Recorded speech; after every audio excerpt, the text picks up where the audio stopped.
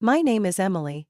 I was born when my parents were in their 40s and already had a 13-year-old daughter named Laura. Laura was the pride of the family, and to them she was enough. We never planned to have a second child, my mom often said, not with malice but without hiding the truth either. In moments like that I would stay silent, fully aware that my existence came from the urging of my maternal grandparents. They were the only ones in the family excited about my arrival, having pleaded with my parents to have another granddaughter. But to my parents, I was merely a responsibility they were forced to bear. By the time I was born, Laura was already a teenager absorbed in her own world, hanging out with friends, preparing for SATs, and having endless conversations about college. I can't recall a single time when Laura genuinely paid attention to me. She wasn't mean, but she acted as if I didn't exist. While I played with my dolls alone in the corner of the living room, Laura would lounge on the sofa, engrossed in phone conversations with her friends. Laura, don't forget your SAT books, my mom would remind her, carefully packing them into her bag. Meanwhile, I sat quietly at the dining table with my math homework in front of me, waiting for someone to notice that I also needed help. But no one ever did. My parents quickly established a routine that shaped my entire childhood. Every morning they dropped me off at my grandparents' house before heading to work. "Here's your little one," my dad would say to my grandpa, jingling his keys as if he couldn't wait to hand me over. My grandparents' home became my true refuge. They picked me up from school, helped me with my homework, took me to the park, and always made sure I was well fed. I found myself late at night, my parents would come to get me, often looking tired and slightly irritated by the obligation. "Emily, you're the best thing that ever happened to us," my grandma would whisper as she hugged me tightly. In those moments, I almost forgot what it felt like to be rejected by my parents. At home, however, life was a constant reminder that I was an unnecessary child. When Laura left for college, I hoped, just a little, that my parents might finally pay more attention to me. I was wrong. "Emily, clean the bathroom," my mom called out as soon as I walked through the door after school. All of Laura's old household chores were passed down to me, along with a slew of new ones. I quickly adapted to doing laundry, cleaning, and eventually cooking. When I turned 15, my mom abruptly declared, "You're old enough now. From now on, you'll handle dinner." And that's how I started learning to fend for myself in the kitchen, teaching myself to cook. From simple dishes like spaghetti, to more elaborate meals. All to serve my parents. My life became an endless cycle of responsibilities and indifference. My parents only saw my worth through the chores I completed, and even when I did everything perfectly, they never expressed satisfaction or genuine interest in me. I grew used to being overlooked in my own home, though deep down, I always held on to the hope that one day, they would change. But that day never came. My maternal grandparents, Harold and Margaret, were the guiding light in the otherwise gloomy days of my childhood. Every morning when my parents dropped me off at their house, a wave of relief washed over me. It was the only place where I truly felt loved. "Emily, you're a little angel," Grandma Margaret would often say, gently stroking my hair. She had a way of making me feel special, even when the rest of the world seemed to see me as a burden. Grandpa Harold was the most patient person I've ever known. During afternoons spent working on homework at the dining table, he would sit beside me, carefully guiding me through each number and calculation. "You're doing great," he would say, his eyes sparkling with pride whenever I solved a difficult math problem. To my grandparents, I wasn't the forgotten child. I was the heart of the warm, loving world they had created. When this physical world went away, on weekends they would always take me to the park or the library. Those were rare moments when I experienced true joy, laughing and playing without worrying about the endless chores waiting for me at home. I still remember the time Grandpa Harold took me to a small bakery near their house. "Emily, would you like to try this?" he asked, pointing to a cupcake topped with a swirl of frosting. It was the first time I felt that someone genuinely wanted to make me happy. When they settled on a loaf, Grandma Margaret also taught me how to care for the flowers in her little garden. "See, Emily? Flowers need love and care just like people do," she said, carefully pulling out weeds. Every time I saw the flowers bloom, I felt a sense of peace. As if the wind carried my worries away. My grandparents didn't just give me love, they also taught me invaluable lessons. Emily, life isn't always easy, but you have to learn to stand tall, Grandpa Harold would say during our heart-to-heart talks. They weren't wealthy, but they always saved what they could so I wouldn't lack anything.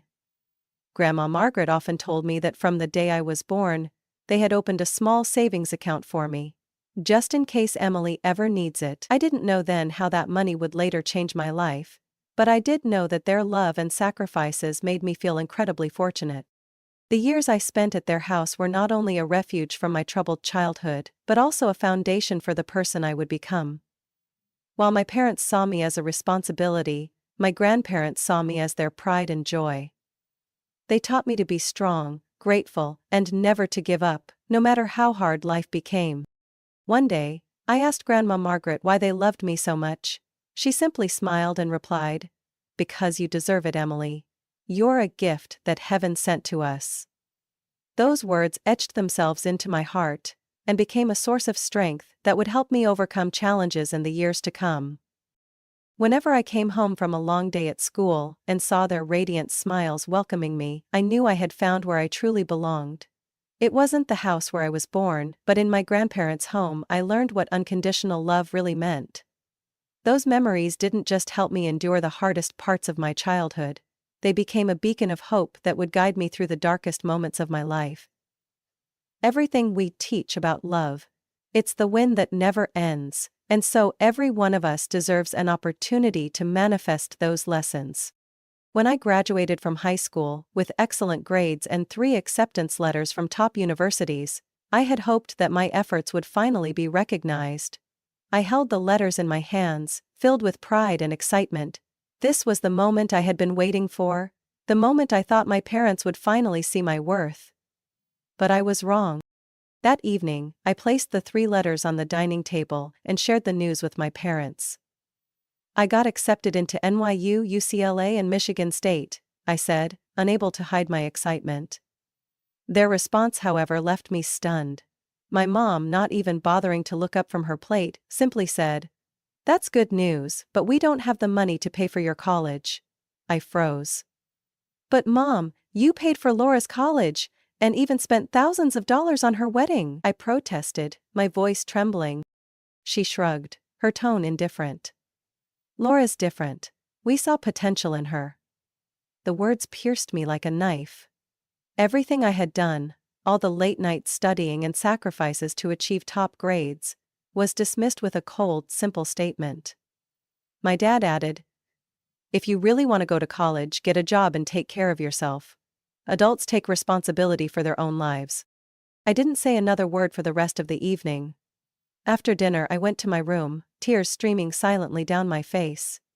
I couldn't believe that the people who gave me life could be so heartless. The next morning, I gathered the courage to call Grandma Margaret and tell her everything. She listened quietly, and then said, "Emily, come over right now, we need to talk."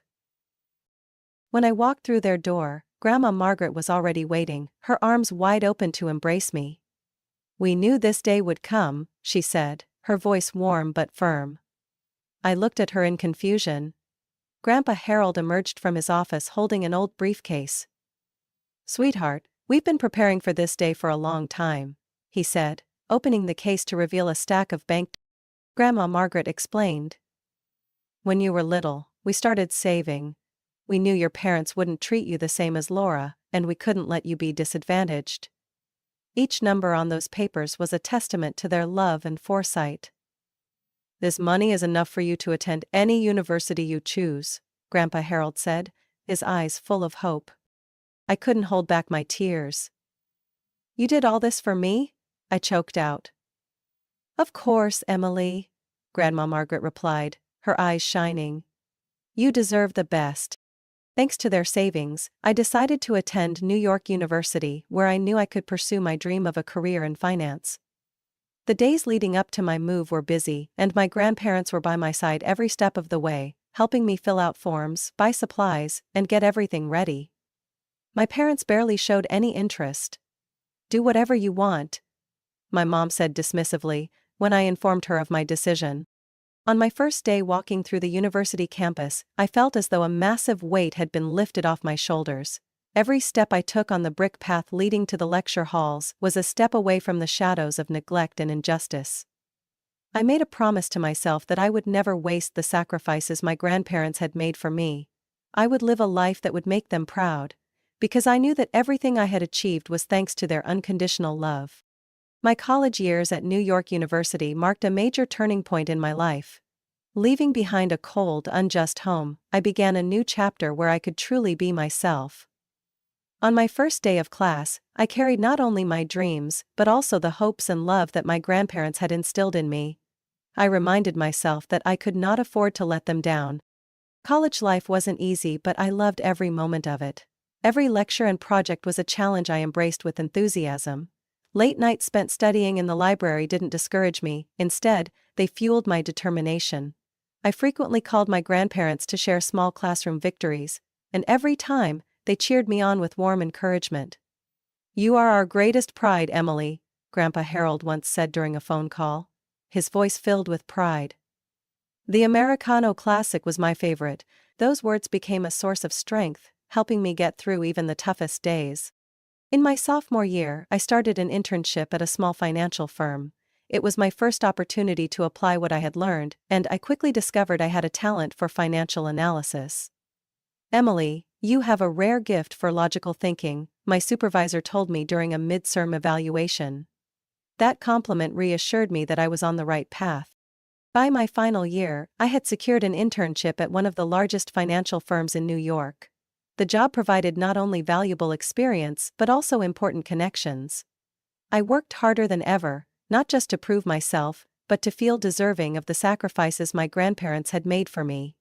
When I graduated with honors and received a job offer from the company I had interned with, I knew I had achieved something I once thought impossible. During this time, my relationship with my parents grew increasingly distant. They rarely called to check in, and I didn't feel compelled to reach out either. My sister Laura occasionally sent short messages about her family's financial struggles with her husband James. Each time I read those messages, I felt a cold detachment. The pain that had once haunted me was gone, replaced by an acceptance that the gap between us was inevitable. In contrast, my bond with Grandma Margaret and Grandpa Harold remained as strong as ever. I frequently visited them during school breaks, bringing stories of my work and life. The warm dinners at their home were moments of true belonging. No pressure, no expectations, just pure, sincere love. Grandpa Harold often said, "Seeing you now, I know everything we did was worth it." Those words always brought tears to my eyes, reminding me that they were my true family. My career at the financial firm began to stabilize, and within 3 years I was promoted to project manager. The high salary and generous bonuses allowed me to purchase a small apartment in Manhattan, a dream I had never dared to imagine. On the day I moved in, I invited my grandparents to my housewarming party. Grandpa Harold looked around the apartment and smiled. "Emily, you did it! This is the result of all the hard work you've put in." Standing in my own apartment, seeing the pride in my grandparents' eyes, I knew I had not only overcome my past, but also built a bright future. I made a promise to myself that the love and values my grandparents had taught me would always guide me. They had given me more than just support. They had given me the foundation to thrive, and the belief that I could accomplish anything. The greatest loss of my life occurred one early autumn day when I received a call from the hospital. Grandpa Harold had suffered a severe heart attack and didn't survive. I rushed to the hospital, but it was too late. He had passed away peacefully in his sleep, his face serene as if he were dreaming of something beautiful. I collapsed under the weight of the news. He had always been by my side, the one who taught me how to face life with strength. And now? He was gone. Grandma Margaret was devastated by the loss. After more than 50 years by his side, she seemed to lose much of her will to live. I did my best to support her, but just 2 months later, she too left me forever. It was a time when I felt as if my entire world had crumbled. I had lost the 2 people who loved me most, and showed me what unconditional love truly meant. After the funeral, Their lawyer invited me to his office to read their will. I knew my grandparents wanted to protect me, but I didn't expect that they had left everything to me. The house where I had grown up and a $250,000 savings account were entrusted to me, along with a handwritten letter from Grandpa Harold.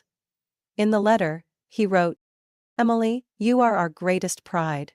What we've left behind is not just material wealth, but our belief that you will continue to live a life of dignity and purpose.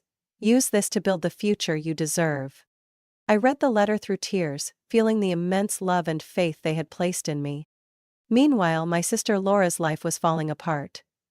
Her husband James lost his job and couldn't find stable work. Laura's career in marketing hadn't turned out the way she had hoped. With 2 young children and mounting debts, they were forced to move back in with our parents. The house that had once been cold and unwelcoming to me was now overcrowded and chaotic, with 4 additional people. It became a giant undercrowded, a type of depression that lasted into the midst. So, 2 years later, after my sister's recovery, I heard about this through mutual acquaintances, but no one from the family reached out to share their struggles or seek comfort. One day, my parents unexpectedly showed up at my apartment door, looking exhausted and drained. They sat down and began talking about Laura and James's hardships. "They can't afford their rent, and we're running out of money too," my mom said, her eyes filled with hope. "Emily, can you help? Your niece and nephew need a stable home." I sat silently for a long moment, as memories of my cold, neglected childhood flashed through my mind. Finally, I replied, "I'm sorry, but I can't help. Everything I have is thanks to Grandma and Grandpa, and I intend to honor their wishes by using it to build the future they wanted for me." My parents left, visibly disappointed and bitter. Not long after, Laura called me, accusing me of being selfish and heartless, but I knew I had made the right decision. The love my grandparents had given me was something I couldn't betray by handing it over to people who had never valued me. I decided to sell the house my grandparents had left me and use the funds to invest in my own business. I opened a small financial consulting firm focused on helping people like my grandparents, working-class families in need of guidance to manage their finances and secure their futures. Every day at work, I thought of Grandma and Grandpa, of their quiet sacrifices and boundless love. Their legacy became my motivation, driving me to create something meaningful that would endure. Through my efforts, I sought to honor them, not just in memory, but through the lives I helped improve, inspired by the love they had given me. After selling my grandparents' house, I used the money to buy a new home, a place I hoped would be the start of my fully independent life. It was a charming house in the suburbs with a spacious yard and a peaceful atmosphere. I had considered inviting my parents and Laura over to mend our relationship, but before I could do so, something happened that shattered any hope of reconciliation. The moment the change forever started afresh, but when it did, I smiled and nodded at Noah. One evening, while scrolling through social media, I stumbled upon a post from Laura.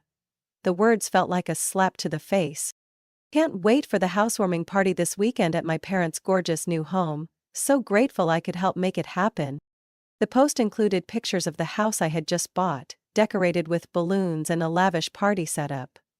I froze, feeling an overwhelming sense of betrayal. At first, I couldn't believe it. I called my mom, trying to stay calm. "Mom, I just saw Laura's post. Are you having a housewarming party at my house?" I asked. There was a brief pause before she responded. "Well, Emily, we just wanted to throw a small gathering. You've been so busy, so we didn't want to bother you," she said softly. But the lie in her words made my blood boil. I drove to the house immediately. As I pulled up, I heard music and laughter coming from inside. I walked through the unlocked front door and was stunned by what I saw. The house I had bought through my hard work was filled with strangers. My dad stood in the center of the living room, cheerfully chatting with a group of guests. "We're so proud of this new home," he announced loudly, "and we have to thank our wonderful daughter Laura for helping with the finances." I stepped further into the room and his voice faltered when he saw me. All eyes turned toward me. "Emily," my dad tried to compose himself, but I had reached my breaking point. I think there's been a misunderstanding, I said firmly, my voice cutting through the room. This house is mine. I bought it with my own money. Neither Laura nor anyone else had any part in that. The room fell into an awkward silence. Laura's face flushed as she stared at the floor, and my mom avoided eye contact. Emily, we were just trying to have a family gathering, she began, but I didn't let her finish. A family gathering where I wasn't even invited? And you lied, claiming Laura helped buy this house? This is beyond unacceptable. I turned to the guests. Thank you for coming, but this party is over. Please leave my house. The crowd quietly gathered their things and left without a word. My parents and Laura were the last to leave, their expressions a mixture of guilt and resentment. Just before walking out the door, my mom turned to me and said, "You're being incredibly selfish, Emily." I didn't respond. I simply closed the door behind them. That night I sat alone in the empty house, my mind racing with conflicting emotions. I knew I had done the right thing, but the pain of my family's betrayal cut deep. This house had once been a symbol of my success, but now it was a painful reminder of the irreparable rift between me and the people who had given me life. After a sleepless night of reflection, I made a decision. I would sell the house. Not because I was weak, but because I wanted to free myself from the painful memories it now held. I needed a fresh start in a new place, one untainted by the wounds of my family's betrayal. It was time to move forward, leaving the past behind, and building a future free from their shadow. After selling the house, I felt as though a tremendous weight had been lifted from my shoulders. The money from the sale was deposited into my savings account not just as a preparation for the future, but also as a reminder of the independence I had built with my own efforts. I made the difficult decision to cut all contact with my parents and Laura. It wasn't easy, but I knew that maintaining those relationships would only continue to hurt me. Sometimes, letting go is the only way to truly heal. In the days that followed, I focused on my work and personal life. I moved into a smaller but cozy apartment that was entirely my own. This space brought me the peace I had been searching for. Every morning I brewed a cup of coffee, sat by the window overlooking the city, and reminded myself of how far I had come. Overcoming the pain and challenges of my past. Through persistence, I in fact returned myself to okay. In moments of quiet reflection, I often thought about Grandpa Harold and Grandma Margaret. Their guidance and unconditional love continued to be the compass for my decisions. I made a promise to myself that if I ever had children, I would love them equally and unconditionally. They would never feel compared or abandoned as I once did. I wanted to create a family where every member felt valued and cherished. One day, while walking through a nearby park, I saw a mother playing with her two young children. The sight made me smile and brought back fond memories of my time with my grandparents. In that moment, I realized I didn't need a perfect family to become a good parent. What mattered was that I had learned from the mistakes of others, and knew how to give love. As time passed, I gradually built a new life, one that was fuller and more meaningful. My financial consulting business flourished, and I dedicated part of my income to supporting organizations that helped children and struggling families. I believed that the best way to honor my grandparents was to help others who needed a little kindness and support to overcome their hardships. Although I no longer spoke with my parents and Laura, I didn't feel lonely. I surrounded myself with new relationships, friends and colleagues who genuinely valued and supported me. I also learned how to forgive, not to reconcile with those who had hurt me, but to free myself from the burden of pain and anger. Forgiveness didn't mean forgetting, it meant accepting that the past couldn't be changed, but the future could. One morning while journaling, I wrote down a promise to myself. I will become the person I once wished I had in my life. That promise became a driving force, motivating me to continue striving, not only in my career, but also in building a future I could be proud of. I didn't know exactly what the future held, but I knew I was ready for it.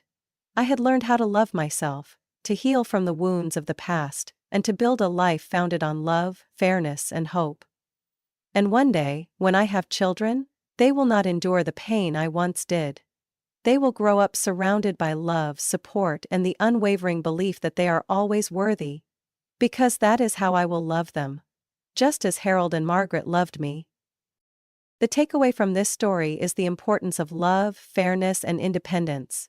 Family wounds can leave deep scars, but they do not define who we are.